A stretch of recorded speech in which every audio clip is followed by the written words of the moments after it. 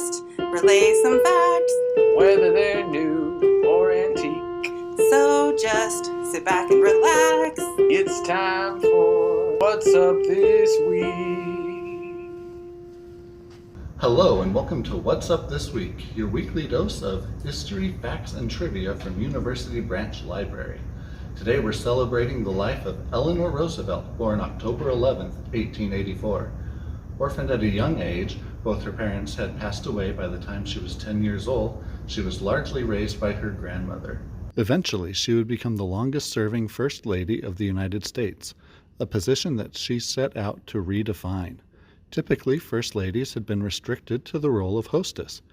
Eleanor had been used to speaking her mind, fighting for equal rights for all, and she saw no reason to step aside. As First Lady, she held hundreds of press conferences where she would only meet with female reporters, effectively ensuring newspapers would keep women on staff so they wouldn't be shut out of coverage of these events. She also regularly hosted her own radio show and wrote her own newspaper column, and she was not one to shy away from criticizing her husband's policies.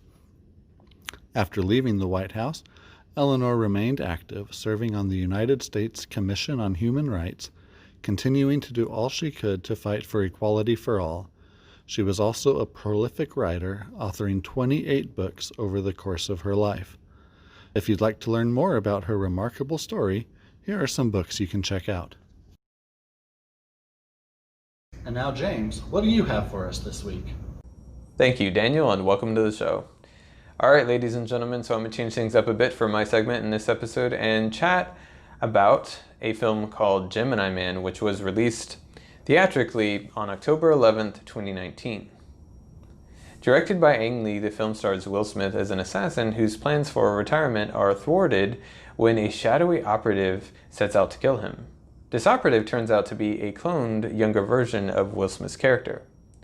But the point of this segment, though, is to highlight an article from the October 2019 issue of Wired magazine.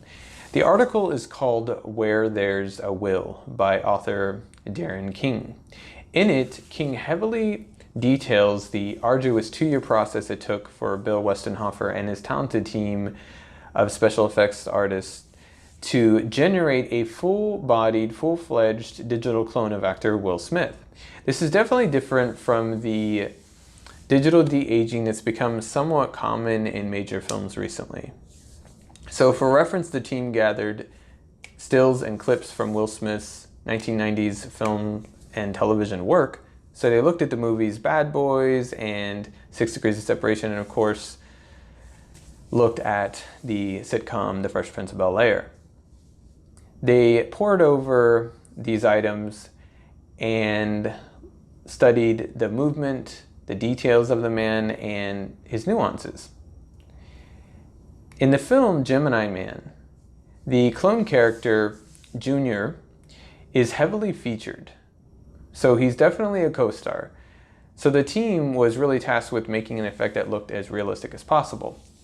There's also mention in the article of the uncanny valley, and it's a term that was introduced by a Japanese roboticist named Masahiro Mori in the 1970s. With Junior, the aim was to make an effect that finally got beyond the uncanny valley.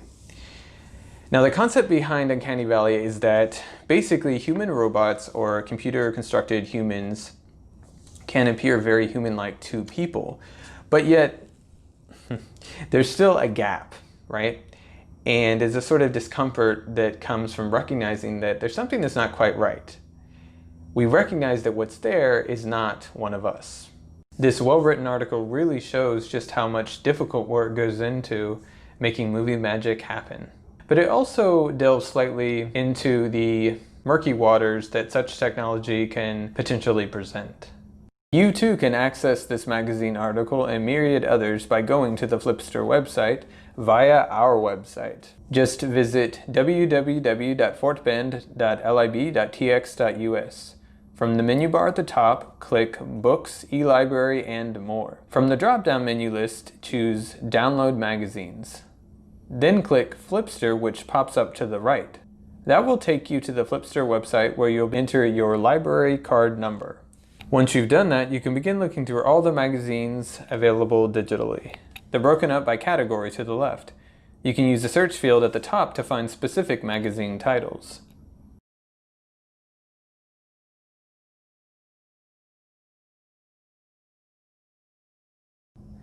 Okay, Megan, so what weird thing do you have for the people this week? Hi there. This week's weird thing is that October 16th is Dictionary Day. Dictionary Day is all about encouraging every person to own or acquire at least one dictionary and use it regularly. Now, dictionaries may not seem very thrilling to you, but what would we do without them? Can you imagine living in a time where there were no dictionaries at all? The oldest known dictionaries were bilingual Sumerian Akkadian word lists on cuneiform tablets, discovered in what is now known as the country of Syria. They were dated 2300 BCE. We celebrate Dictionary Day on the birth date of Noah Webster, the noted American lexicographer who is known to be the father of the American dictionary. Webster was not a fan of English spelling rules, so his dictionary was the first to introduce American English spellings.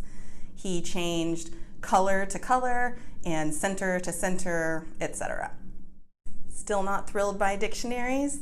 I bet you didn't know how many types of dictionaries exist. Other than traditional dictionaries, we have dictionaries for slang words, for dream interpretation, rhyming words, fashion, visual dictionaries. There's basically a dictionary for every topic you can think of. The best way to celebrate Dictionary Day is to expand your vocabulary and learn a new word or two. I'll help you out by teaching you a word that's new to me, and hopefully it's new to you too. The word is eudaimonia. Eudaimonia is a contented state of being happy and healthy and prosperous. We all hope to live a life in eudaimonia. If you're looking for books to help you expand your vocabulary, we have items available in our catalog. You can place your hold today. Thanks for joining us for another episode of What's Up This Week. See you next week.